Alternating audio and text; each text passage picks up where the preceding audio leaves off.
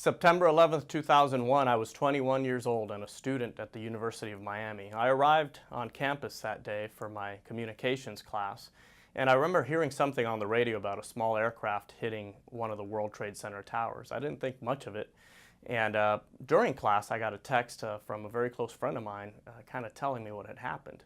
I couldn't believe it, so as soon as the class was over, I ran to the student center, and sure enough, I started watching on TV like probably every other American, the horror, the tragedy, all the death and destruction of that day. And I was a little nervous, a little scared, but almost immediately I felt a great sense of pride in our country as I witnessed first responders and ordinary citizens risking their lives to help fellow Americans.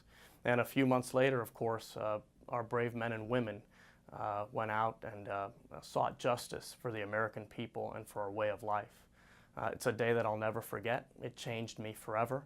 And I think we all need to do our best to make sure future generations understand what a horrible day that was for our country, but also how much we've invested to keep our people safe, how much we've invested in our men and women in uniform who are out there protecting Americans every day. I consider that one of my greatest duties as a member of Congress, to make sure that we honor the men and women, first responders, service members who are out there keeping us safe every single day. I will never forget 9/11.